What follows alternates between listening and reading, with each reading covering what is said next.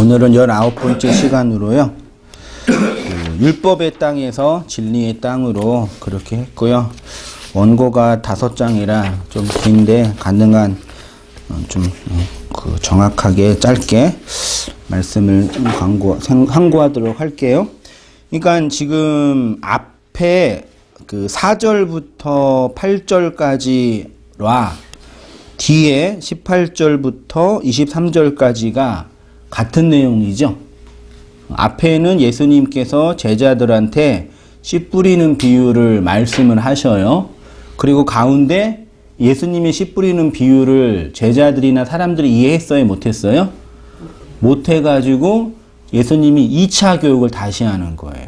그게 18절에 있는 말씀이고 내용이 조금 달라요. 보시면 대표적인 예로 길가 4절에 보면은 더러는 길가에 떨어짐에 뭐라 그래요? 새들이 와서 먹었다 그랬죠? 이걸 이해 못하니까 예수님께서 밑에 18절에 1번을 보면은요, 새들이 와서 먹어버렸다고 하는데 1번에 악한 자가 와서 그 마음에 뿌려진 것을 빼앗다. 그러면 이제 새가 뭐라는 얘기예요? 악한 자가 되는 거죠. 논리상. 맞잖아요. 새가 뭔지를 몰랐는데 예수님이 다시 비유를 재해석하시면서 그 새라는 게 뭐냐? 악한 자고 그게 빼앗아 가는 거다. 그런 식으로 예수님께서 확장하여 설명해 주시는 말씀이에요. 그렇게 그냥 보시면서 원래 제 성격 같아서는 씨 뿌리는 비유 길가 한 주 하고 그 다음에 가시떨기 한 주 하고 돌밭 한 주 해야 되는데 요즘에 제가 그냥 진도를 빨리 나가고 싶어요. 그래서 성경을 많이 강의해야 되니까 할 게 많이 있어가지고 그냥 좀 굵고 핵심적인 것만 좀 잡으면서 가도록 할게요. 이제 길가는 새들이 와서 새가 뭐라고 말하면 좋을까요? 느낌이 오세요? 새들이 와서 먹었대요. 그 다음에 두 번째로는 더러는 흙이 얇은 돌밭에 떨어짐에 흙이 깊지 아니하므로 싹이 나오나 해가 돋은 후에 타서 뿌리가 없어 말랐다 그러고, 세 번째 가시떨기는 가시가 자라서 기운을 막았다 그러고요. 그 다음에 좋은 땅은 어떤 것은 100배, 어떤 것은 60배, 어떤 것은 30배. 그렇게 이제 얘기하고요. 밑에 18절 이하에 이제 예수님께서는 돌밭에 뿌려졌다라는 것은 두 번째예요. 말씀을 듣고 즉시 뭘로 받아요? 기쁨으로 받되 그 속에 뭐가 없어서? 뿌리가 없어서 잠시 견디다가 말씀으로 말미암아 뭘 경험해요? 환난이나 박해. 환난과 박해를 주는 실체가 뭐예요? 말씀이요. 말씀으로 말미암아 환난과 박해가 일어날 때 넘어지고 가시떨기에 떨어졌다는 것은 세상의 염려와 재물의 유혹에 말씀이 막혀. 세상의 염려와 재물의 유혹은 뭐죠? 예수님 믿는데 세상의 염려, 돈 버는 걱정, 건강 걱정, 자식 걱정 이런 거 하면 말씀이 열매를 못 맺죠? 대답해 보세요. 이런 거 걱정하면 열매를 못 맺는 건가요? 이렇게 한번 생각해 볼게요. 네 종류의 땅. 네 종류의 땅 보세요. 네 가지 땅이 의미하는 것은 뭐냐? 성경에서 땅은 씨를 받는 여자를 상징하고 그리스도의 말씀을 받아 생명을 잉태하는 뭘 상징해요? 네, 교회예요. 지난주에 땅 얘기 했었어요. 상징한다 했습니다. 그럼 네 종류의 땅은 뭐냐? 앞에 세 종류는 그리스도를 믿지 않는 백성들의 마음의 상태고, 뒤에 좋은 땅은 예수님을 믿는 착한 성도의 마음의 상태다. 요렇게 말하는데 그거는 좀 옳지 않은 것 같아요. 앞에 세 종류의 땅도 누구의 마음이에요? 교회예요. 네, 우리의 마음이에요. 말씀을 받고 그 말씀을 받아서 변화되어지는 과정 속에서 일어나는 우리 마음의 상태가 앞에 세 종류의 땅이다. 그렇게 말씀드리고 싶어요. 그래서 어떤 분들은 우리가 이 앞에 세 종류의 땅은 열매를 못 맺으니까 나쁜 땅이고 뒤에 한 종류는 좋은 땅이니까 좋은 땅이 되도록 노력해보자. 이렇게 말하는 분도 있어요. 제가 어떻게 표현했냐면요. 이 네 종류의 땅은 말씀을 받는 과정 속에서 우리 마음에 일어나는 과정과 뭐요? 변화예요. 그렇죠? 말씀이 들어와서 나쁜 땅이었던 그런 씨를 맺을 수 없는 땅이었던 우리의 마음을 하나님이 어떻게 좋은 땅으로 바꾸시냐, 이 관점으로 보시면 돼요. 우리의 마음이 길가이고 우리의 마음이 얕은 돌밭이고 우리의 마음이 가시떨기 밭이었어요. 그리고 지금도 여전히 그런 마음이 있지요. 그렇죠? 그렇게 우리가 열매를 낼 수 없는 나쁜 땅이었는데 그리스도의 씨가 떨어져서 우리를 무슨 땅으로 바꿨어요? 좋은 땅. 그러면 좋은 땅과 나쁜 땅을 구분하는 건 뭐라 그랬어요? 요한복음 12장 24절에 보시면 내가 진실로 진실로 너희에게 이르노니 한 알의 밀이 땅에 떨어져 죽지 아니하면 한 알 그대로 있고 죽으면 뭐래요? 많은 열매. 그러면 좋은 땅과 나쁜 땅은 땅 자체에 있는 것이 아니라 어디에 있어요? 씨가 떨어져 그 씨가 땅에서 죽느냐 안 죽느냐. 땅에 썰어진 씨가 죽으면 좋은 땅, 안 죽으면 나쁜 땅이 되는 거예요. 됐죠? 그 씨는 당연히 예수님이었죠. 30배, 60배, 100배의 열매를 내는 좋은 땅이 내는 열매이고요. 열매는 씨가 떨어져 땅에서 뭐 해야지만요? 죽어야 돼요. 씨가 땅에서 죽는다는 것은 땅에 뿌리가 박히고 땅을 장악하여 생명이 된다는 겁니다. 이것이 예수의 죽음이고 그 죽음으로 말미암아 우리가 그 씨에 의해서 장악되는 거죠. 그러니까 신의 죽음, 하나님의 죽음이 뭘 의미하는지 느낌이 좀 오시죠? 예수님이 날 위해 죽었다는 얘기는 지난주 얘기했던 것처럼 나를 치장해주고 내가 원하는 것들을 들어주고 우리가 찬양했던 것처럼 이 찬양이 이제 느낌 오시죠? 스바냐 3장 17절에 있는 거 그가 너로 인하여 기쁨을 이기지 못하며 너를 잠잠히 사랑하시며 즐거이 부르며 기뻐한다. 왜요? 왜 하나님이 우리를 보시면서 나를 인하여 기쁨을 이기지 못하시고 즐거워. 이게 어떤 관점이에요? 누가 누구를 보는 관점이에요? 인간적으로 볼 때? 또 남편이 아내를 아닌가요? 그래도 결혼할 때는 그래서 사랑하는 어떤 그날이 있었잖아요. 뭐 전날 밤이든 뭐 신혼의 시간이든 그때 그 눈빛을 안 쳐다봤나요? 권사님? 귀엽다. 신랑이 신부를 바라볼 때 이 마음, 그렇죠. 최소한 결혼하고 한 6개월 정도의 신혼은 한 달 정도는 그래도 가나? 3개월 정도는 가나요? 심하다. 권사님 몇 년 가셨었어요? 옛날 추억나 기억나요? 두 분 의견이 다르시니까 안 돼요, 그러면요. 여기까지도 사랑해. 아니, 이게 그거예요. 신랑이 신부를 바라보는 그 신랑의 그 씨를 받는 신부의 그 마음, 이거예요. 그러면 하나님이 우리를 신부로 삼을 때 그 씨를 받는 말씀을 받을 때 성도의 이 마음이에요. 그 놀라운 고백이잖아요. 그렇죠? 그냥 하나님은 내 기도 들어주고 내 소원 들어주고 인생의 문제 해결해 주시는 좋은 분 정도가 아니라 그런 하나님인 거예요. 이게 이제 의미가 다가오는 거죠. 그래서 그 좋은 땅은 이거예요. 이게 땅이 있고 씨가 들어와 씨가 이제 있죠. 씨가 죽어서 죽으면 어떻게 돼요? 땅에 있는 그 자양분을 뺏기 위해서 뭘 뿌려요? 뿌리가 나죠. 뿌리가 놀라워요. 이 뿌리가 나야지만 땅을 장악하죠. 그래서 열매나 그런 파 같은 거 뽑으면 안 뽑아지는 이유가 뿌리가 땅을 쭉 뻗어 있어가지고 땅을 장악하잖아요. 그렇죠?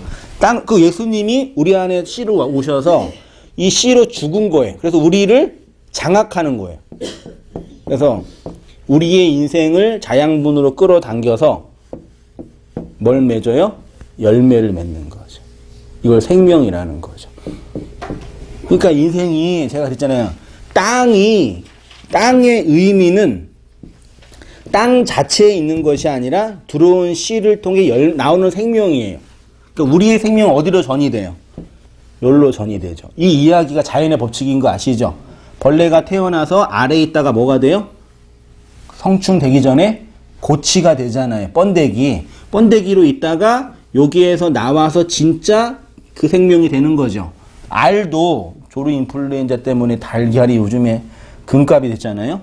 알도 아래에 있다가 이걸 깨고 나와야지 진짜 생명이 되잖아요. 이 모든 세상의 원리예요. 옛날 것, 율법, 요것이 죽고 이 안에서 이렇게 나오는 것. 그게 씨의 죽음이에요. 그러면 땅인 우리가 어떤 관점으로 가져야 되냐면, 내가 이 땅을 예쁘게 치장하고 발전시키고 보람되게 만드는 게 아니라 씨에 의해서 장악당하여 나가 죽고 열매가 나오면 요거에 내 생명이 전달되는 거예요. 내 가치는 여기에 있는 거예요. 그래서 여자가 부인이, 아내가 남자아이 자식을 낳지 못하면 소방받는 거잖아요. 생명 없음. 그러니까 우리의 인생은 이 자체의 의미가 아니라 여기에 전이 되는 거예요. 그러니까 이거 없는 사람은 어떻게 살아요? 나중에 어떻게 돼 인생이에요? 헛되니 모든 것이 헛되도다. 인생에 남는 건 해 아래 없음이로다. 그 인생의 모든 철학자들이 한 얘기잖아요. 그래서 뒤에서 먼지가 되고 흙이 되고 존재 없음이 되잖아요. 그래서 인생이 허무한 거예요. 내가 이것 때문에 그렇게 살았던 거야? 이런 거. 내가 이거 이렇게 추구하려고 살았던 거야? 그런 자각이 인간 안에 끊임없이 일어나요. 그래서 뭐 돈도 열심히 벌어보고, 돈 있는 사람이 돈도 없으니까 뭐 마약이라도 해보고 약물이라도 먹어보고 뭐 다른 것도 하면서 스스로 이 공허함과 무의미함을 달래는 거예요. 달래는 건 나쁜 거 아닙니다. 살아야 되니까 달래는 거예요. 근데 여기에만 갇혀 있는 게 문제예요. 나는 여기에서 요걸로 거듭나야 되는 거지. 그걸 부활이라 그러거든, 사실은. 죽어서 부활했잖아요. 죽어서 부활. 이게 좋은 땅. 그죠?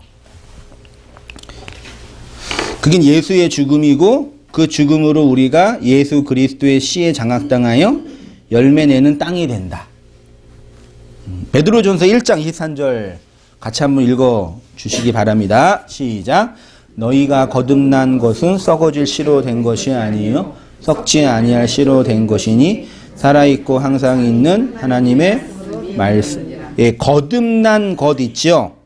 이게 아나겟나오라는 단어인데요.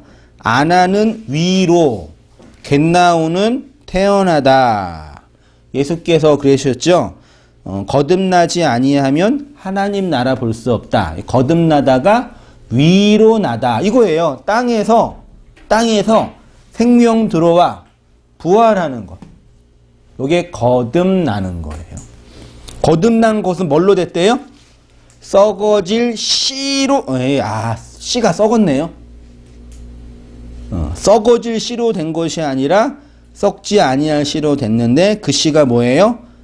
살아있고 항상 있는 하나님의 말씀이다. 말씀의 씨가 썩는 것과 죽는 것은 다릅니다. 썩는 것은 부패하는 것이고요. 죽는 것은 다른 차원으로 뭐 하는 거예요? 부활하는 거예요. 사실 부활의 의미가 이거거든요. 그러니까 우리가 부활절 절기 지켰을 때 달걀 여전도 하시면서 열심히 끓으셨죠? 끓이면서 어찌면서 어떤 생각 하셨어요? 나도 이렇게 부활할 거다 그러셨어요? 왜 이렇게 맨날 일만 시켜 나한테 그러셨어요? 그러셨구나. 예수님이 이게 그러니까 의미도 모르는 거예요. 부활절은 예수가 그렇게 부활하셨는데 그 예수의 부활은 나의 부활인 거죠. 부활 이거요. 다른 차원의 생명으로 전달되는 거. 말은 그렇게 하잖아요. 예수 부활, 내 부활. 아, 예수 죽음, 내 죽음. 그러니까 말은 해요. 예. 근데 말은 하는데 무슨 의미인지를 모르는 거예요. 나한테 의미로 안 다가오는 거예요. 다 그러잖아요. 대한민국의 주권은 누구한테 있어요? 그쵸? 그래서 그러잖아요. 어떤 시장이 민주주의 가르친다고 애들이 이제 시장실에 와가지고, 야, 대한민국 주인은 누구야? 그러면 애들이 뭐라 그래요? 대통령님이요. 그래요. 그러면 너는 대통령의 그러면 종이겠네? 네, 그렇게 얘기하는 거예요. 근데 우리가 법전으로 배웠어요. 대한민국의 주권은 국민에게 있다. 모든 주권은 국민에게 나온다. 법이 정해져 있어요. 근데 실제로는 대한민국의 주권은 청와대에 있다. 정부 기관에 있다. 그러고 생각하는 거예요. 그래가지고 그렇게 권력을 잡은 사람들이 말도 안 되는 권력을 휘두르는 거예요. 자기네 건지 알고. 국민이 위임해 줬는데. 국민들 눈치는 안 보고. 국민들의 의견은 생각 안 하고 자기네들의 사리사욕을 위해 그렇게 된 거잖아요. 나라 정치가. 근데 교회도 마찬가지인 거죠. 예수 죽음, 예수의 부활 말로는 들었는데 그게 뭔지를 한 번도 경험 못 한 거예요. 그러니까 좋은 땅은 땅 자체가 아니라요. 씨가 죽었냐 죽지 않냐 이 문제예요. 씨가 땅에서 잘 죽으면 뿌리가 나와요. 뿌리가 나오면 그 씨가 땅을 뭐예요? 장악해요. 그렇죠? 그리스도의 말씀도 마찬가지입니다. 그리스도가 우리 안에서 죽으면 가장 먼저 일어나는 것이 뿌리가 나는 거죠. 그 임신의 과정도 그거예요. 자궁 안에 난자의 정자가 만나면 그 임신이 되면 그 세포가 어디에 착상해요? 자궁 벽에 착상을 딱 붙어요. 그게 안 붙으면 임신이 돼요, 안 돼요? 안 돼서 여자의 몸이 자궁이 튼튼하지 않으면 따뜻하지 않으면 그게 착상이 안 된다 그러는 거예요. 임신이 안 된다고. 그래서 착상이 되면 이제 그때부터 그 씨는 엄마의 몸을 뭐해요? 예, 장악해요. 조정하는 거예요. 내가 먹는 거 먹으세요. 내가 원하는 거 먹으세요. 잠자세요. 나가지 마세요. 차 타고 나가면 뭐해 그래서요. 멀미해. 나가지 말란 얘기 애기가. 예? 뭐 밥 먹는데 구역질 나오면 먹지 말란 얘기. 애기가 조종하는 거죠. 그것처럼 말씀이 우리를 조종해요. 그래서 성도님께 제가 그런 얘기를 하거든요. 온땅교회 설교 듣다가 너무 힘들거나 어렵거나 이게 내 말씀 같지 않거나 그러면 제가 뭐 하라 그러는지 알아요? 너무 말씀이 힘들거나 어렵거나 이해가 안 된다 그러면 어떻게 제가 처방하는지 알아요? 외식하라고? 아니요. 한번 이렇게 율법적인 게 한번 다녀보라고. 한번 설교 한번 들어보시라고. 잘 귀에 들리면 거기서 신앙생활 열심히 하시고 안 들리면 다시 오시라고. 이게 이제 농담 반 진담 반인데 한번 생각해 보세요. 우리가 영화 보러 갈 때 영화 보면 기분이 나빠요? 좋죠. 뭐 단풍 구경 갈 때 혹은 뭐 연예인 보러 갈 때 그거 보면 기분 좋으시죠. 근데 교회에 와서 설교 듣는데 이상한 율법적인 말, 기복주의 말하면 화가 왜 나요? 텔레비전도 보는데 우리는 설교 시간에 목사가 기복적인 얘기, 율법적인 얘기를 하면 화가 나요. 저는 그랬거든요. 저는 왜 그 화를 내면 속으로 내가 성격에 되게 고약하나? 그랬어요. 왜냐면 아니 영화도 보고 심지어 놀기도 하고 심지어 술도 마시는데 아니 그 예배 시간에 목사가 뭐 나쁜 얘기 하나? 뭐 좋은 얘기 하잖아요. 위로되는 얘기. 근데 마음은 기분이 나빠요. 화가 나. 왜 그럴까요? 왜 그러는 거예요? 왜 그런지 아세요? 그 임신 그 입덧하는 거예요. 못 먹는 거예요. 그건 아니지 그러는 거예요. 내 속에서 내가 온전하지도 못하고 바르지도 못하지만 저거는 아니지. 요게 들어오는 거예요. 그래서 입덧하는 거예요. 그러니까 목사님은 이런 길을 오신 거야. 그러니까 우리는 입덧이라는 것도 모르고 그러면 그런가 했지. 그 입덧 하신 거잖아요. 어쨌든. 이거 아니구나 그런 거죠. 권사님 1년까지 가까이 하셨다며요. 우리 아드님 갖고 있으면서 다른 게 안 들어오는 거예요. 입덧을 안 하면 뭐예요 문제가? 잉태를 안 했네. 임신이 안 된 거라니까요. 그 생명의 씨가 그 안에 없어요. 그 없으니까 아무거나 먹는 거예요. 아무거나 먹어도 상관이 없는 거예요. 임신이 안 됐으니까요. 뭐 술 먹든 밥 먹든 나쁜 거 먹든 아무 문제 없는 거예요. 임신이 생명이 들어오면 그거 못 받아들인다니까요. 임신을 한 거야. 그러니까. 그래서 고민을 하는 거예요. 내가 뭐지? 한 달 누구야 임신을 했는데 한 달 누구야. 오늘 가서 얘기를 하나 만들어. 내가 알잖아. 이제는 왜 이제 다른 데 가서 얘기 못 듣잖아. 그러니까 저도 이렇게 집에 가서 있는데도 시간이 많은데도 그 정도 같으면 타 방송에 그 채널을 돌려서 이제 뭐 좀 듣고 그러는데 그런 마음이 전혀 없더라고요. 그렇죠? 그러셨어요? 전혀. 아무튼 뭐 그렇습니다. 그런 부분 생각해 한번 보시고요. 에베소 3장 17절에 보시면요. 믿음으로 말미암아 그리스도께서 너희 마음에 계시게 하옵시고 너희가 사랑 가운데서 뭐요? 뿌리가 박히고, 여기 뿌리가 박히고가요. 이게 그 수동태예요. 뭐냐면 직역하면 2페이지 맨 위에입니다. 너희가 사랑 안으로 뿌리가 박혀지고예요. 그러면 너희는 땅이죠. 뿌리는 그리스도가 내는 거죠. 땅의 입장에서는 뿌리가 박혀지는 거예요. 그러니까 니네가 그리스도께 뿌리를 내리라 그 뜻이 아니에요. 오해하시면 안 돼요. 성도인 우리한테 야 너희가 신앙생활 똑바로 해 그 얘기가 아니라니까요. 그리스도께 잘 뿌리가 박혀지가 아니라 그리스도의 씨가 너희에게 뿌리가 내려지는 거 그 얘기하는 거예요. 수동태로 되어 있다니까요. 씨가 뿌리를 내리는 걸 너희가 경험하라. 그 뜻이에요. 우리 안에 사랑의 뿌리가 내려집니다. 그러면 그 사랑은 뭐냐? 율법의 마지막 하나, 율법의 완성을 사랑이라고 하고 하나님이 뿌린 말씀의 씨가 우리 안에서 죽으면 그것이 많은 열매를 내는 뭐가 돼요? 사랑이 돼요. 이렇게 말씀을 통해서 하나님의 사랑을 아는 것이 말씀의 뿌리가 내려지는 것, 임신되는 것. 그렇죠? 내 몸은 여자고 임신하는 건 내가 하는 건데 임신이 되는 거죠. 참 놀라워요. 그런 거 보면.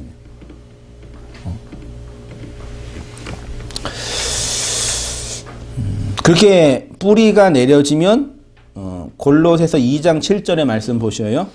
그 안에서 뿌리를 박으며 세움을 입어 교훈을 받은 대로 믿음에 굳게 서서 감사함을 넘치게 하라. 감사함이 뭐냐?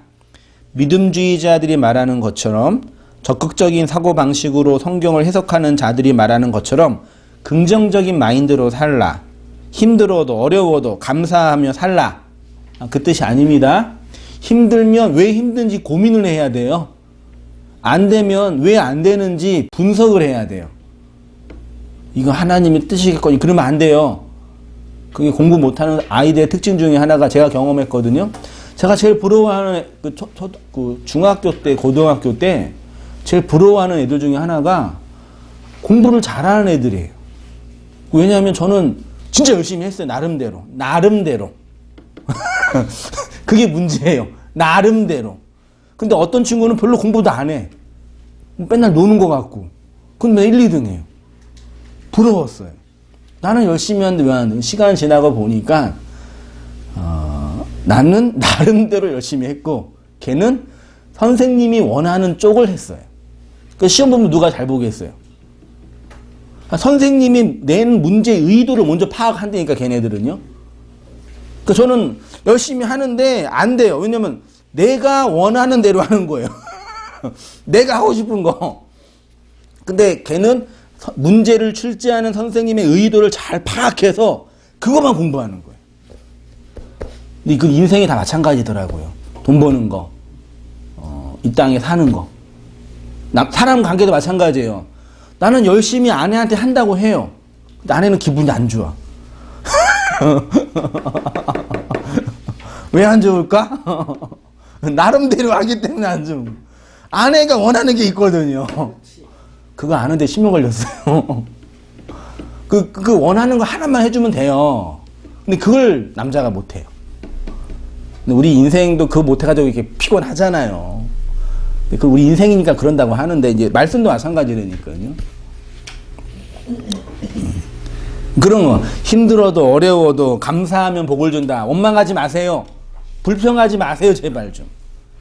감사하면서 사세요 좀. 그러지 마세요. 일이 안 될 때는 왜 안 되는지, 어려울 때는 왜 어려운지 고민을 해야죠. 문제 해결을 해야죠. 그런 그냥 이렇게 착한 사람들이라 그 뜻이 아닙니다. 감사하는 자가 뭐냐면요. 우리가 언제 감사할 수 있냐면요. 하나님의 말씀을 양식으로 먹을 때 감사할 수 있어요. 그 얘기하는 거예요. 디모데전서 4장 4절 보세요. 하나님께서 지으신 모든 것이 뭐하매? 선함에 감사함으로 받으면 버릴 것이 없다. 그 뜻입니다. 나쁜 땅, 깨닫지 못하는 마음. 좋은 땅이 아닌 나머지 세 종류의 땅은 19절에 천국 말씀을 듣고 깨닫지 못할 때예요. 그러니까 이게 좋은 땅은 그리스도의 씨가 죽는 땅이고요. 나쁜 땅은 깨닫지 못하는 땅이라고 예수님이 말씀하신. 그래서 다시 말씀을 깨닫지 못하는 제자들을 향해서 다시 말씀하시는 거예요. 깨닫다라는 단어가 뭐냐면요.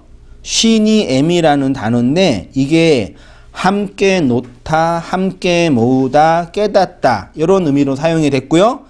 요게 뭐냐면 쉬니에미가 뭐냐면 개별적인 사실들을 하나로 통합할 때 사용된 단어예요. 되게 중요합니다. 보세요. 개별이 아니 개별적인 사실의 해석 보세요. 특히 이 단어는 구약에 예언된 메시아 사상과 관련되어 있습니다. 절 보세요. 예수님 당대는 신약이죠. 예수님 전에 구약에 어떤 일을 하셨어요? 하나님께서요. 메시아가 누구인지를 여기다 자꾸 뭐 했어요? 예표라 그러거든요. 그림자를 보여줬어요. 그래서 셋, 노아, 다윗, 밧세바, 다말에서 여러 사건들을 이렇게 넣어주신 거예요. 이건 다 개별적인 사건들이죠. 그렇죠? 요거를 통합하는 거예요. 그래서 구슬이 선말이라도 뭐 해야 돼요? 꿰어야 보배라 그러잖아요. 요거를 개별적으로 보면 아무것도 아니에요. 다말이 시아버지랑 간음한 거, 나쁜 여자. 다윗이 밧세바를 범한 거, 나쁜 놈. 그 정도뿐이 안 돼요. 근데 요거를 개별적인 사건들을 하나로 통합하는 거, 그게 깨닫는 거예요. 되게 중요합니다. 개별적인, 이게 왜 중요한지 나중에 말씀드리겠지만 성경의 개별적인 사건이 하나의 진리를 말하는구나, 요거 아는 게 본질이에요. 그걸 깨닫는 거라 그래요. 그래서 예수님께 오셔가지고 기적도 행하고 요나의 표도 막 행하는데 사람들이 와 대박, 먹는 거 놀라워, 그러고만 있는 거예요. 그래서 예수님이 화가 답답해가지고 아직도 깨닫지 못하냐, 이 오병이어의 기적이, 이 양식이 뭘 의미하는지 모르니 그러는 거예요. 근데 몰랐죠. 깨닫지 못했잖아요. 성령이 오셔가지고 이 개별적인 사건이 뭘 의미하는지 하나를 꿰뚫은 거예요. 꿰인 거예요. 이게 예수님 이 모습을 예표한 거지, 그거예요. 그걸 깨닫는 거라고 표현해요. 무슨 말씀인지 아시겠어요? 족보를 알아야 되는 거. 그쵸. 어떤 의미로 족보요? 3페이지로 가겠습니다. 그 이제 마태복음 13장 13절 또 보세요. 깨닫지 못하느냐 하면 이건 읽어볼게요. 그러므로 내가 저희에게 비유로 말하기는 저희가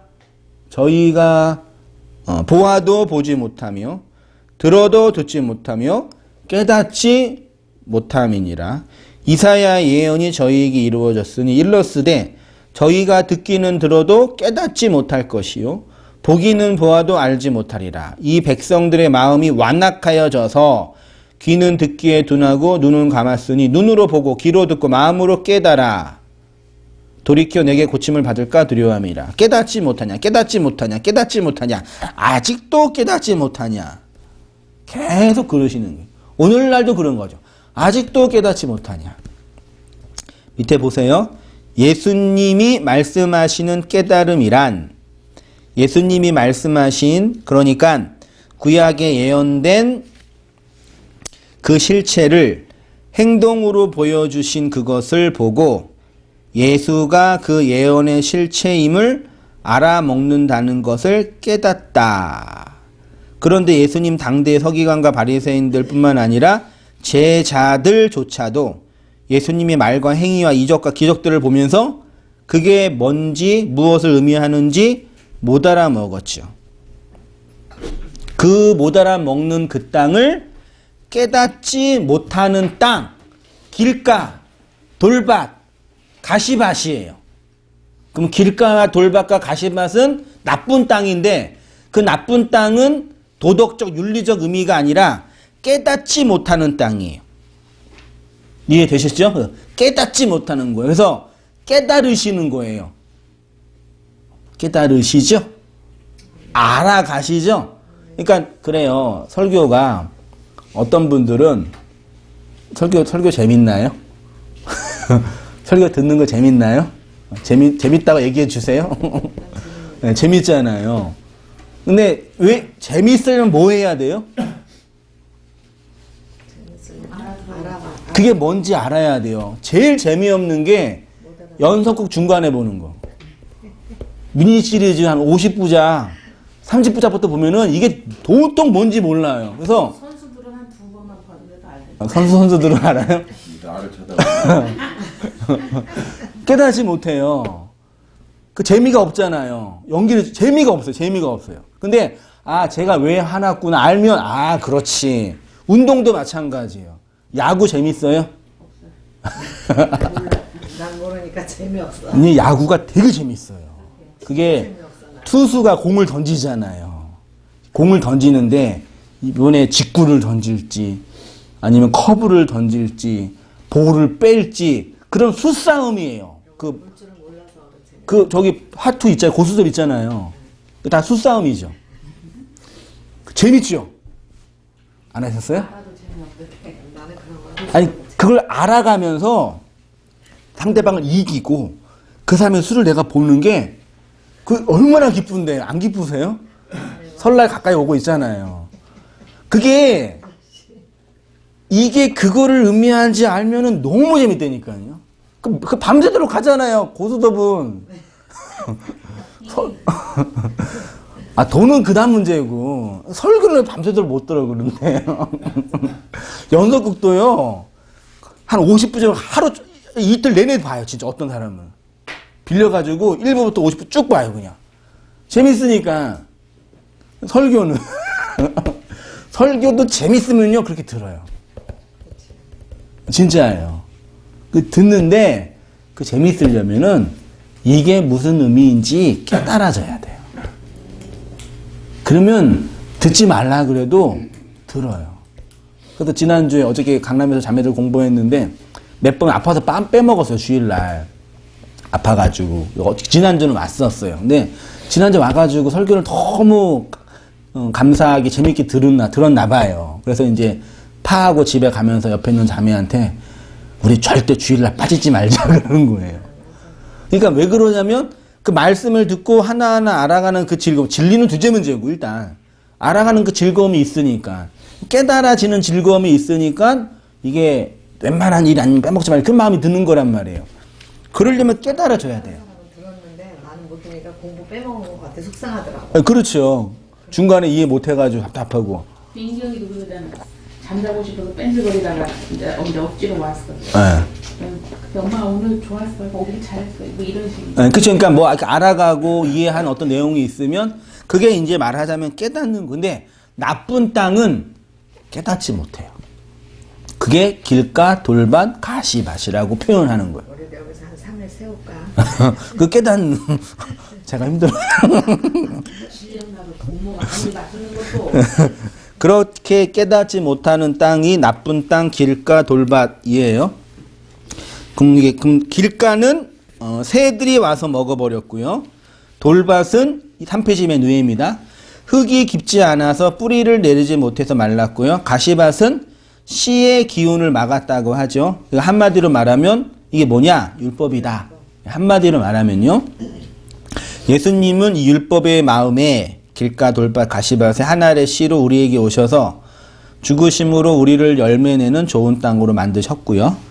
그렇게 그리스도가 우리 안에서 말씀의 씨로 죽기 이전에 우리 마음의 상태가 길가 돌밭 가시떨기 밭이에요. 우리의 마음이에요. 그리고 여전히 물론 과거에도 그랬지만 여전히 이 마음이 없다고 말할 수 없어요. 그래서 우리 그랬어요. 우리 예배 드리면서 여러분 이렇게 말씀 꾸준히 안 듣고 말씀 공부 안 하고 여러분 안 읽고 안 깨닫고 그러고 한 반년 살아보시라고 어떻게 되겠냐고. 어떻게 돼요? 예수님 안 믿는 사람처럼 돼요. 그걸 본인들이 느끼더라고. 내가 이렇게 하다가 내가 이게 똑같이 되겠구나. 그래서 확 이러면 안 되지. 경각심이 온대요. 그 여전히 우리 이 마음이라니까요. 언제든지 그럴 수 있어요. 그럼 좀 구체적으로 나아가서요. 이제 새가 의미하는지 한번 새 볼게요. 새들이 와서 먹었다 그러잖아요. 그럼 그 새, 성경에서 예수님 당대의 새는 예루살렘 성전, 옛 성전을 상징합니다. 마태복음 6장 26절에 예수님이 그러셨어요. 공중의 새를 보라. 거두지도 않고 창고에 모아 들이지도 아니하되 너희 천부께서 기르시나니 너희는 이것들보다 귀하지 여기 예수님이 2000년 전에 제자들한테 야 얘들아 저 공중의 새를 봐 할 때 그 새는 뭐예요? 하늘을 나누는 까마귀나 기러기 새가 아니라 공중에 있는 새는 예루살렘 성전이에요. 옛 성전, 율법. 야, 저 옛 성전 봐. 예루살렘 성전. 예수님 당대는 헤롯 성전이었죠. 저거 봐. 하나님이 율법을 저렇게 세웠잖아. 그 뜻이에요. 마태복음 8장 20절에 보세요. 예수께서 이르시되 여우도 굴이 있고 공중의 새도 거처가 있으되 오직 누구요? 인자는 뭐가 없대요? 이게 뭐 다시죠 이제? 인자가 머리 둘 곳이 어디예요? 이거 가지고 예수님은 집 한 편 누울 자리 없어서 가난하게 사셨던 분이에요. 그분은 우리를 위해서 이렇게 맨날 가난하게 사셨어요. 거짓말이에요. 예수님 선교 여행하면서 헌금이 잘 들어와 가지고요. 여유롭게 선교 여행했어요. 생각해 보세요. 막 오병이어 기적도 행하고 막 사람도 고쳐주는데 돈 안 냈겠어요? 그 돈 누가 관리했어요? 유다가 관리했잖아요. 돈깨를 유다가 재정부장 했잖아요. 그래야 돌아왔는지 모르겠는데 예수 머리 둘 것. 그러니까 예수님이 가난하고 힘들게 사역했다 그거 아니에요. 예, 그 뭐냐 목회자나 설교자나 말씀 사역자가 가난하게 살아야지만 선하다. 우리 다 그렇게 했잖아. 그 옳지 않아요? 여유가 되면 여유롭게 하면 되죠. 뭐 그거 가지고 그렇게 뭐 그래요. 가난하게 사는 목사는 좋은 목사, 프라이드 모는 목사는 좋은 목사, 그랜저 모는 목사는 타락한 목사. 진짜 그런다니까요. 아니 아무 상관없어요. 여유가 되면 좋게 몰면 되고 없으면 돈 안 쓰면 되고. 근데 우리는 그런 식의 판단하죠. 그 안 좋은 거예요. 그래서 그 인간 어쩔 수 없다니까 그래서요. 머리 둘 곳. 예수님의 머리가 어디에 두어줘야 돼요? 그쵸. 예수님의 머리는 교회예요. 그러니까 교회가 이렇게 있지요? 교회의 머리가 뭐예요? 예수예요. 이게 뿌리를 내린다 그랬잖아요. 근데 이 당시까지는 아직 교회가 법적으로 안 세워졌죠. 예수님이 안 죽으셨잖아요. 그러니까 머리 둘 곳이 없는 거예요. 됐죠? 머리 둘 곳에 잘 곳도 없었다. 뭐 그렇게 심파적으로 이해할 필요 없어요. 요한복음 2장 19절 보이세요? 같이 한번 읽어주셨으면 좋겠습니다. 29절 시작. 예수께서 대답하여 이르시되 너희가 이 성전을 헐라 내가 사흘 동안에 일으키리라. 유대인들이 이르되 이 성전은 46년 동안의 지역권을 내가 3일 동안에 일으키겠느냐 하더라. 그러나 예수는 성전된 자기 육체를 가리켜 말씀하신 것이라. 죽은 자 가운데서 살아나신 후에야 제자들이 말씀하심을 기억하고 성경과 예수께서 하신 말씀을 믿었더라. 이 성전은 예수님 자신이죠. 옛성전, 율법. 저 옛성전이 무너져야 인자가 머리 둘 것, 즉 교회가 세워진다. 예수가 진리의 씨로 우리 안에서 죽어야 깨달아져야, 됐죠? 죽어야 깨달아져야 내가 그리스도의 머리로 세워지는 교회가 된다. 길가에 대해서 해석하시면서 악한 자가 와서 그 마음에 뿌려진 것을 빼앗나니, 이게 바로 그 뜻이에요. 여전히 그리스도를 옛 성전으로, 옛 언약으로 보고 있기 때문에 그 성전 무너지지 않은 거죠. 그래서 예수님이 야, 나 성전 무너져야 돼. 나 죽어야 돼. 그러니까 베드로가 뭐라 그랬어요? 죽지 마세요. 그런 거예요. 모르기 때문에 아직. 모든 종교는 옛 언약, 구약, 옛 성전에 머물러 있습니다. 아직 그 성전이 무너지지 않았습니다. 그래서 구약입니다. 오늘날 개신교라고 하는 기독교인들조차도 여전히 옛 언약과 옛 성전 아래 머물러 있지요. 그 무슨 뜻이에요? 예수가 죽지 않는 것이, 예수가 아직 죽지 않은 것이고, 아직 성전이 무너지지 않았다는 것이고, 예수를 나의 머리로 깨닫지 못했다라는 거죠. 예수 믿지 않은 거예요. 그러니까 예수님이 그런 옛성전에 머물러 있는 자들을 향해서 아직도 깨닫지 못하느냐, 그런 거예요. 그래서 여기 제가 질문지 넣었지만, 그러면 여전히 깨닫지 못하는 사람들이 있잖아요. 단지 공부하고 안 하고의 문제가 아닙니다. 깨닫지 못하는 사람들을 위해서 나쁜 땅인 그네들이 깨달을 수 있는 유일한 길은 뭐예요? 어떻게 하면 좋은 땅이 돼요? 죽어야지. 아니, 그네들은 몰라요. 이게 어려워요.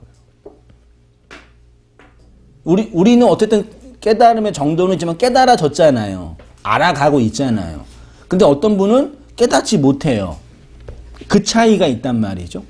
그러면 그 차이를 있는 그들을 어떻게 구제하냐 이 얘기죠. 어떻게 깨달음을 주죠? 깨달음을 못 주죠, 우리가. 스스로 깨달아야 되니까. 그들이 일단은 마음을 좀 열어야 되는데 네. 율법 안에 딱 자기 틀 안에 갇혀 있어서 네. 열지를 않아요. 그렇죠. 그런 어려움도 있죠. 그러니까 제가 이렇게 깨달음만, 제가 능력이 많아서 이렇게 깨달음을 이렇게 딱 던져서 딱 이것만 들어가면 깨달아지면 너무 사역이 편할 거 아니에요. 세상이 편하지. 그렇죠. 자, 드세요. 그러면 다 깨달아지잖아요. 그게 안 돼요. 막 얘기해도 이상한 놈, 미친놈, 전화 욕하지. 못 깨달아요. 그게 이제 난제죠. 답답함이죠. 왜 안 될까? 그런 게 있어요. 한번 잘 이렇게. 구원받기로 예정된 자만 드리는데. 잘 한번 생각해 보고 고민해 보셔요. 좋은 방법이 있으면 저한테 얘기해 주세요. 그 다음에 돌밭 보세요. 돌밭이 재미있어요. 돌밭은 말씀을 듣고, 말씀은 뭐 했어요? 들었어요. 예수님 표현이에요.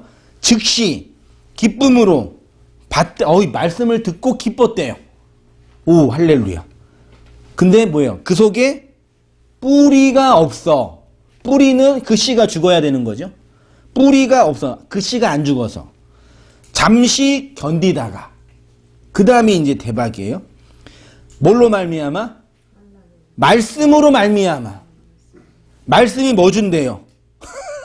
말씀으로 말미암아 환난이나 박해가 일어날 때 뭐예요? 그러면 우리에게 환난과 박해를 주는 실체는 뭐예요? 말씀이에요. 이게 되게 중요해요. 예수님 믿었는데 누가 그때 그 표현하죠. 예수님 믿었는데 누가 죽었어. 교회를 다녀봤는데 집안에 우환이 많이 생겼어. 그래서 못 다니는 분들이 있죠. 그런 건 환난이 아니라니까요. 성경이 말하는 환난과 박해는 말씀, 씨가 우리 안에 들어와. 그래서 우리가 율법을 먹고 싶은데 자꾸 구역질하는 거, 먹지 말라고. 뱉는 거. 말씀이 우리 안에 들어와 우리를 장악해가는 과정에서 경험되는 옛 자아의 죽음. 율법적 자아의 죽음. 아, 나는 땅이구나. 이 땅으로는 의미를 찾을 수가 없구나. 빨리 씨를 내서 열매를 내야지만 내가 의미 있구나. 그게 자기 죽음이에요. 그래서 아이를 낳은 모든 여자들은 죽은 거잖아요. 내가 죽어서 내 자식의 생명으로 나왔잖아요. 나는 이 자식에게 의해서만 의미가 되는구나. 그게 모성애예요. 그거 없으면 자식 못 키우죠. 근데 요즘 그게 모성애라니까. 하나님 주신 마음이 그래서요.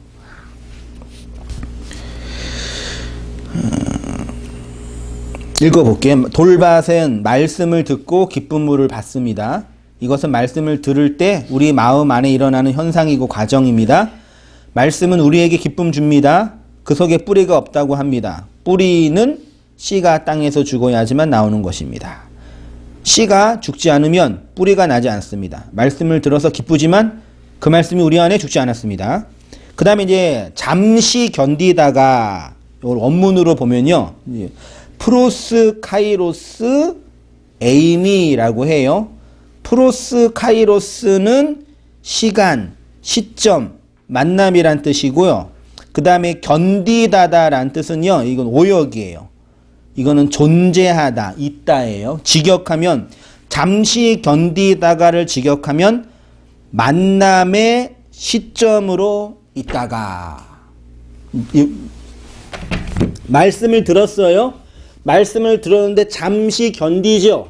잠시 견딘다는 얘기는 만남의 시점으로 있다가요. 저를 보세요. 중요한 그림. 아까 제가 그 깨닫는 거 얘기하면서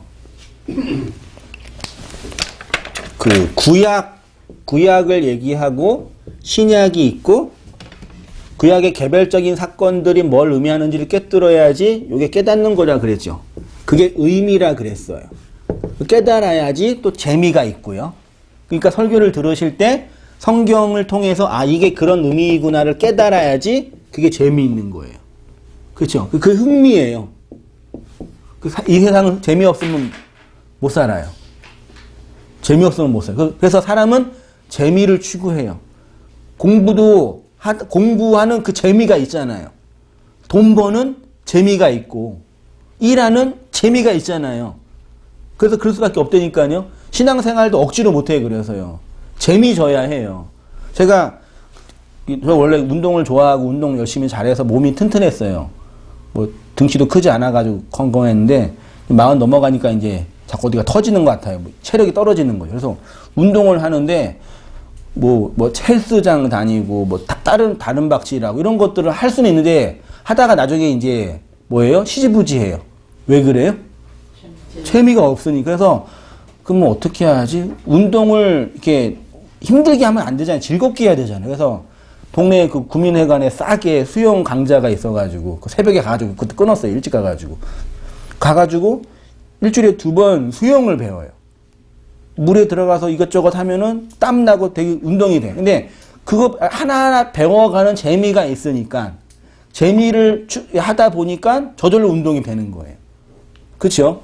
근데 요것도 마찬가지예요. 하나하나 해석하는 그 재미가 있어야 돼. 그걸 깨닫는 거라 그래요. 됐죠? 근데 여기 보면은 만남의 시점이 있죠. 뭐냐면요. 제가 재미있는 걸 경험했는데 이게 과거고 이게 우리 현재죠. 이게 미래죠. 여기 저희가 그 교회에서 우리 조현병 환자 정신질환 지체 있는 지체들 성경 공부도 하고 상담도 하고 그러거든요. 금요일날. 근데 진짜 심해진 어떤 지체가 있어요. 그래서 너무 심해가지고 내가 앉아가지고 3-4시간만 들어줬어요. 그 아픈 아이가 말을 해요. 근데 말을 하는데 2시간, 3시간, 4시간 쭉 얘기해요. 근데 그 얘기가 무슨 얘기예요? 말도 안 되는 얘기예요. 제가 들어줬어요. 재밌는 걸 발견했어. 얘가 20살 초반 중반인데 얘기를 하는데 3-4시간 동안 무슨 얘기만 해요? 과거 얘기만 해요. 옛날에 어렸을 때 그랬을 때 상처받은 거 눈물 흘린 거 왕따당 다 과거만 얘기해요.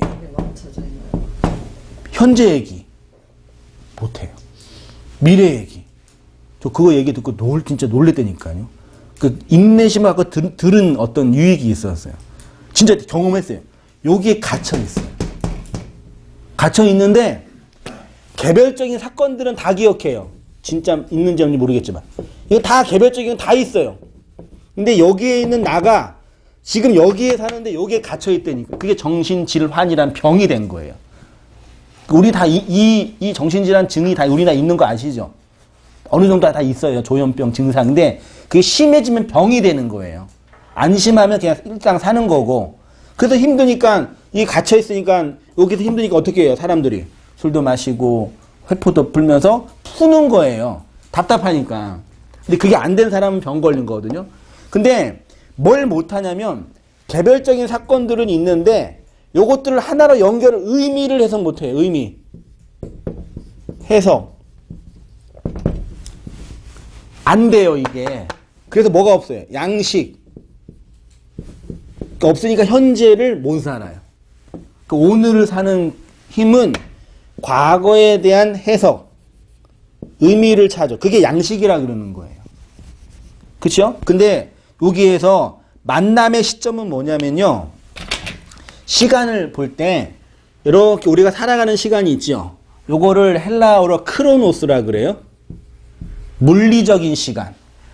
1시간, 아니 10분, 20분, 30분, 40분. 물리적인 시간이 있죠. 근데 이게 카이로스라는 시간이 있어요. 이거는 양질적인 시간이에요. 같은 1시간이 있는데 사랑하는 사람과 연애를 한 1시간은 몇 분이에요? 1분, 2분이죠. 금방 지나가요. 같은 1시간인데 가장 지겨운 사람과 1시간 있으면 10시간. 그 같은 1시간인데 그 시간의 질에 따라서 양이 달라지는 거예요. 이게 그 시간이에요. 그러니까 우리가 진리를 듣고 진리를 깨닫는 그 시간은 카이로스의 시간이에요. 1시간, 2시간 얘기하는데 의미가 해석되어지면은 그냥 10분이 된다니까요. 저는 그래서 막 설교 막 하면 1시간만 막 하면은 한 10분 한 것처럼 느껴지는데 그러니까 어떤 성도들은 그렇게 은혜를 받고 말씀을 듣는데 저기 뒤에 애들이 있잖아요. 우리 설교 들어보셨죠? 공문동. 설교 막 하면 애들이 나중에 울어요, 막. 1시간 넘으면 애들이 뒤집어지는 거예요, 이제. 나 이제 못 끼었는데 막 곳곳에서 우는 거야. 근데 걔네들이 왜 울어요? 제가 말하는 게 뭔지 하나도 의미를 몰라. 의미 해석이 안 된 애들이기 때문에 그냥 견디고 있는 거예요. 애들한테는 고역이지. 미안한 거죠. 근데 옛날에 그 카페에서는 애들이 울면 예배가 안 됐거든요. 근데 지금 애들이 울면 집으로 문 닫으면 소리가 안 들려. 그냥 계속해. 그래서 교회에도 시계도 없으니까 제가 막 하는 거예요. 그러니까 뒤에서 이제 말씀 좀 힘든 분들이 막 지치는 거예요. 그래서 앞에 있는 분도 잘 듣는데. 아무튼 뭐 그러는데 이게 이제 만남의 시점이 뭐냐면 요거예요. 이거. 크로노스의 시간과 카이로스의 시간이 만나는 이 시점이 오늘 본문에 잠시 견디다가 이거 직역하면은 만남의 시간. 그러면 해석은 언제 일어나요? 이 크로노스의 역사의 시간 속에 카이로스의 시간이 떨어지면 이게 의미가 되는 거예요. 과거의 사건이 나한테 오는데 이게 무슨 의미인지를 아무도 해석 안 해줬다니까요. 성령님이 여기 딱 떨어지니까 이게 그 의미 해석이 되는 거예요. 이게 많아지면 은혜가 많아지는 거고 양식이 많아지는 거예요. 의미가 내 인생의 의미가 이거지. 근데 이게 잠시 있대요. 잠시 있다가 소멸하는 거예요. 그게 돌밭이라고 표현하는 거예요. 뿌리가 못 내려서. 그러니까 제가 그렇게 표현했어요. 그러니까 우리 인생이라는 게 사람은 변해요, 안 변해요? 변하긴 변하는데 쉽게 안 변하죠? 그래서 연초가 되면은 뭐 토종비결 그 보잖아요. 사람 인생은요, 이게 과거가 이렇게 있잖아요. 현재가 있고, 미래는 어떻게 결정돼요? 자동차가 100km로 가고 있어요. 방향 바꾸면 돼야 안 돼요? 갑자기. 바꾸면 전복돼요. 그래서 이게 관성이라 그러죠? 그 관성을 거역 못 해요. 가는 길을 가야 돼요. 그렇잖아요. 인생도 마찬가지예요. 오신 길 있죠? 오신 길, 이 길을 갑자기 역행 못 해요. 그러면 큰일 나요. 인생이. 그래서 미래는 온 그 길에 의해서 결정되는 거라니까요. 현재가. 그래서 과거에 계속 소위 말해 가게 흐르는 저주가 있지요? 있어요. 그 저주는 계속 가는 거예요. 근데 현재 그 저주를 내가 해석하는 거예요. 그럼 바꾸는 거예요, 조금씩. 그래서 앞으로의 미래는 현재 오는 그 관점에 의해서 결정되는 거라니까. 그거를 관성이라 그러고, 궤도 있죠, 궤도. 인생의 궤적 있죠? 쉽게 안 바뀌어요. 근데 이제 이 시점에, 만남의 그 시점이, 요게, 깨달음, 진리, 요게 증폭되면 변화가 가능해지는 거죠.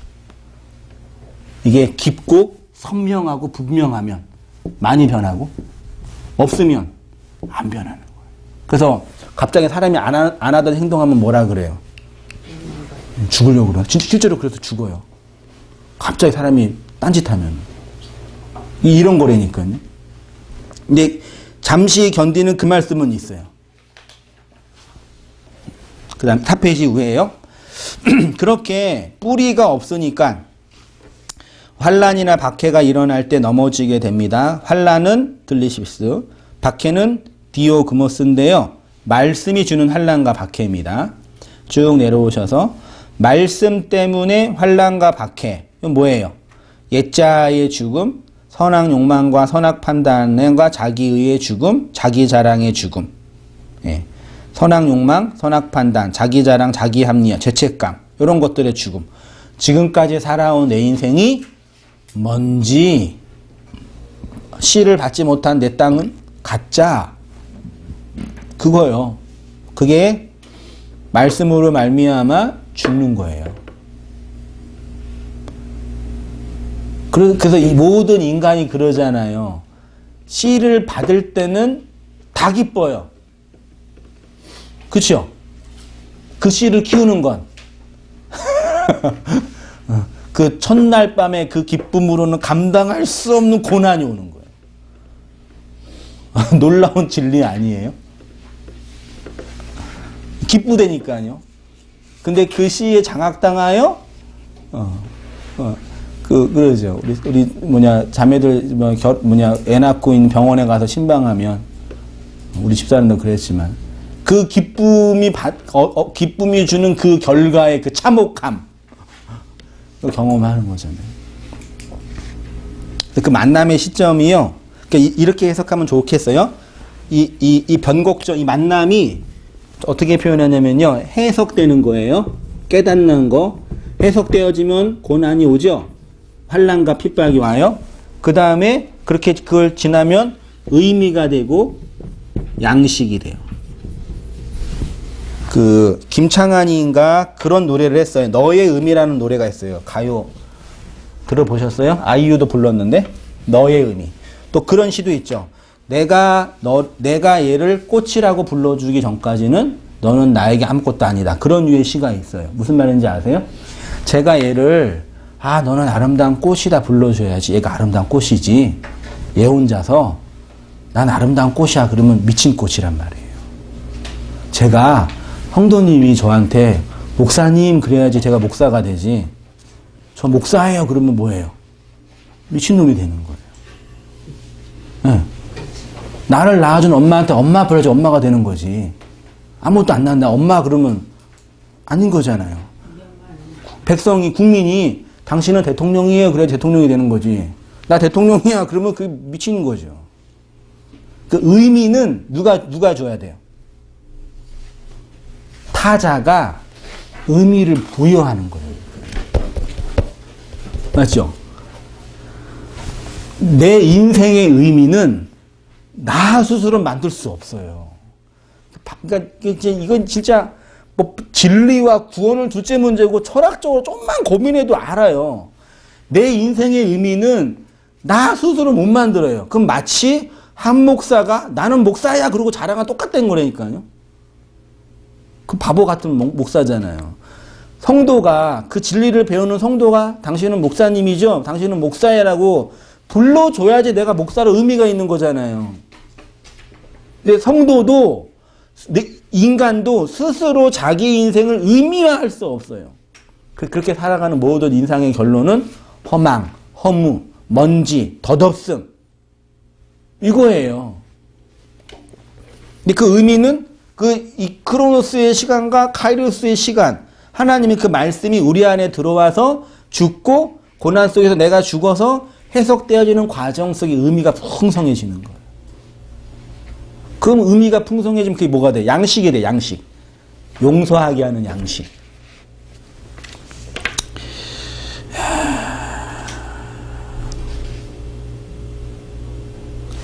중간쯤에 볼게요. 말씀 때문에 환난과 박해를 받는다는 것입니다. 이 환난과 박해의 본질은 하나님의 말씀을 받을 때 우리 안에 일어나는, 읽었죠? 쭉 내려오셔서. 그런데 한 달 내려오셔서 이 과정 속에 어떤 문제가 일어나냐면 넘어지게 된다고 합니다. 넘어지다가 헬라어로 스칸달리조인데요. 실족하게 하다, 걸림이 되다, 걸림돌이 되다. 그러면 우리를 넘어지게 하는 건 뭐예요? 사탄이에요? 예수님이에요? 예수님이에요. 요한복음 6장 61절. 예수께서 스스로 제자들이 이 말씀에 대하여 수군거리는 줄 아시고 가라사대 이 말이 너희에게 걸림이 되냐 했죠. 누구든지 나를 인하여 실족하지 아니하면, 밑에도 마찬가지입니다. 5페이지로 갈게요. 걸려 넘어지게 하는 것은 예수님 혹은 예수님의 말입니다. 그리스도의 말씀이 우리에게 떨어지면 그로 말미암아 자기 부정과 자기 깨어짐과 환난과 박해가 일어나 진짜 생명이 되는데 그 과정 속에 실족하게 되고 걸림이 되고 걸려 넘어지게 돼요. 여전히 그리스도의 말씀을 율법의 틀로 이해하여 걸려 넘어지게 된다. 그 가시떨기 마찬가지예요. 가시밭은 세상의 염려와 재물의 유혹이죠. 세상의 염려는 이 세상에 살아가는 일상적인 염려, 직장생활, 돈 버는 거, 가정생활, 집 걱정, 자식 걱정, 건강 걱정, 기타 등등의 모든 걱정을 많이 하면 말씀이 열매를 못 맺는다. 그게 아닌 거 다 아시죠? 그 우리가 이 땅에 살아가면서 다 해야 할 고민들이고 해결해야 할 문제들이에요. 그런 거 아니에요. 재물의 유혹도 마찬가지. 그럼 뭐냐? 쭉 내려오셔서 세상의 염려 보세요. 성경을 이런 이언론으로 보면 안 됩니다. 세상의 염려는 이런 것이 아닙니다. 이 세상은 율법의 세상을 의미하는 코스모스가 아니라 영혼을 상징하는 아이온인데, 쉽게 말해서 그리스도의 말씀, 하나님이 건네준 씨를 통해서 세상을 살아가는 우리의 염려, 우리의 문제를 해결하기 위한 수단으로 그리스도의 씨를 사용하면 안 된다. 지난주 그림 기억나시죠? 그리스도의 씨 가지고 나를 치장하는 액세서리로 사용하면 안 되고 그 씨를 통해서 내 생명, 나를 장악하는 그 씨로 삼아야 된다. 그 뜻이에요. 재물의 유혹도 마찬가지예요. 이 세상, 그리스도가 건네준 그 씨를 가지고 이 세상의 부요함을 위해서 사용하면 돼요, 안 돼요? 안 된다. 그런 우리 인생의 선배님들은 좀 덜 하겠지만 우리 청년들 중에 남자든 여자든 남자친구가 나보다 키가 작으면 여자들 마음이 어떤지 알아요? 쪽팔려요. 친구한테 내 남자친구를 자랑하는 게 부끄러워요. 어떤 얘기를 하냐면 여자친구나 남자친구는 데려가는 이유는 나의 좋은 뭐예요? 액세서리. 내가 이런 애 사귀고 있어. 부끄럽지 않는 잘난 애 사귀고 있어. 그렇게 이성을 이용해 먹은 거예요. 별로 안 좋은 거죠. 서로 다 이용해 먹고 살고는 있지만 마치 말씀을 그렇게 이용해 먹는 거예요. 제일 나쁜 거예요. 내가 말씀 잘 듣고 교회에 순종하고 헌신해서 복을 받아서 자식이 잘 되고 사업이 잘 되고 성공하고 번역했다. 그렇게 이용해 먹는 분들 있죠? 고지론 주창하는 분들, 하나님의 대사 이런 거 제일 나쁜 거예요. 왜 나쁜 건지 다 아시죠? 하나님의 말씀은 그런 걸 이용해 먹는데 사용하도록 사용될 수가 없다. 그 뜻이에요. 그렇게 하지 말아라. 그건 안 된다. 그 뜻이에요. 그렇죠. 언약의 씨로 나를 시장해 주는 게 말이 돼요? 말이 안 되죠. 그럼 이제 그때 이제 어떤 두려움이 오세요? 옛날에는 기도하면 문제가 해결될 줄 알았는데 이런 복음을 들으면 어떤 마음이 들어요? 그러면 이 인생의 문제 어떻게 해결해요? 열심히 문제 해결하려고 배워야 되고 나를 돌아봐야 돼요.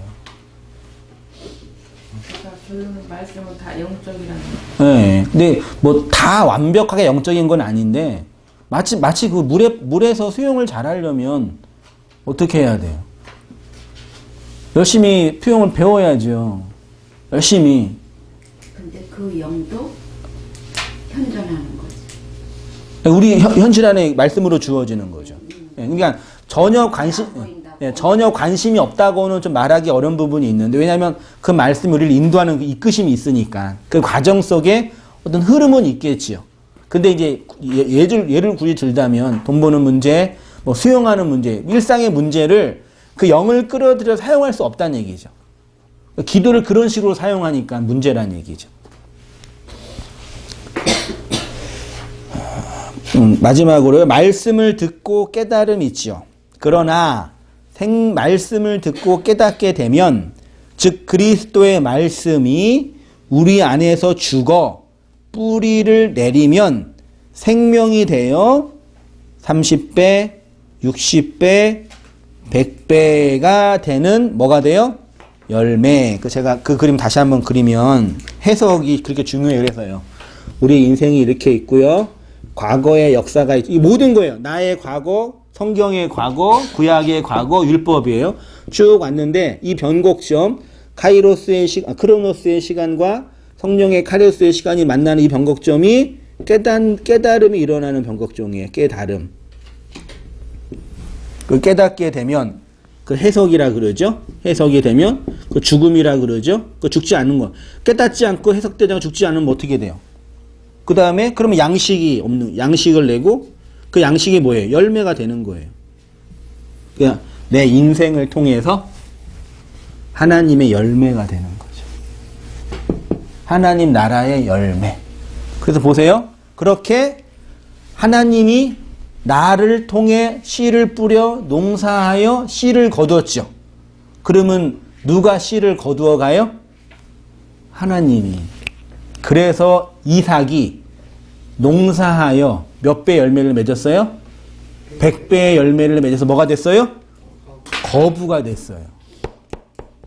예수가 농사하여 씨를 뿌려 열매를 거두어 우리를 그 예수의 나라의 알곡으로 모아서 그 하나님이 뭐가 됐어요? 거부가 된 거예요. 다르죠? 내가 예수님 잘 믿어서 거부가 되는 거라. 내가 거부가 되는 게 좀 아니라 하나님이 나를 그 열매로 삼으신다는 뜻이에요. 이게 진짜 복음이라니까요. 마지막 읽고 창세기 26장 12절 이삭이 그 땅에서 농사하여 그 해에 100배나 얻었고 여호와께서 복을 주심으로 그 사람이 창대하고 왕성하여 마침내 거부가 되었더라. 이삭으로 상징되는 예수님이 농사하여서 씨를 뿌려서 우리를 하나님의 온전히 되는 열매로 만드시고 그렇게 하나님이 우리에게 씨를 뿌려 열매를 거두셔서 진짜 부자가 되는 것입니다. 엄밀한 의미에서 우리가 열매를 내는 것이 아니라 하나님의 열매가 되는 것이고요. 그런 과정 속에 깨달아지고 해석이 되어지고 양식을 얻는 그 10의 하나가 되는 거예요. 그래서 그 양식을 나누어 주는 또 다른 의미에서의 그리스도의 자리에 서게 되는 거예요. 이게 영광이라니까요. 제가 지난주에 그랬잖아요. 누가 세상에서 제일 행복해요? 권사님, 누가 제일 행복해요? 세상에서. 다리 수술해서 건강하신 분 행복하시지만 그것도 또 몇 년 가서 또 아플 수 있잖아요. 누가 제일 행복해요? 내 안에 이 마음을 나눌 수 있는 그 이웃이 있을 때. 사람이 언제 행복하냐면요. 내 마음 있죠. 요거는 불결해요. 내 마음은요. 진심도 불결한 거예요. 우리의 마음은. 진리에 의해서 만들어진 그 진리가 우리 안에 있잖아요. 나의 진실한 그 인간의 마음이 아니라 그리스도에 의해서 만들어진 그 진리의 마음이 있잖아요. 그 마음을 그 마음 있는 사람과 나눌 때 그게 행복이라니까요. 제가 발견해 놓고서 너무 잘한 것 같아요. 진짜예요. 제가 발견한 건 아니지만 진짜라니까요. 그 나는 형제가 너무 없다. 아, 그죠. 그것이 우리의 아픔이죠. 세상은 하나도 없어요. 한 사람이든 두 사람이든. 그래서 그 사람을 세워가는 게 우리의 운명이고 일이고 존재라는 얘기죠. 네. 그 열매를 맺고 열매가 돼서 깨닫는 자로 양식을 담은 자로 이렇게 잘 살아가시고 하나님이 주신 율법의 세상을 또 잘 활용하고 누리시면서 살아가시기를 축원드리면서 말씀 마치겠습니다. 그전에는 되게 전도하기가 쉬웠거든요. 네. 쉽게 얘기하고 쉽게 네. 그랬는데 지금은 이제 이 진짜 진리를 전하려고 하니까 이게 힘든 것 같아요.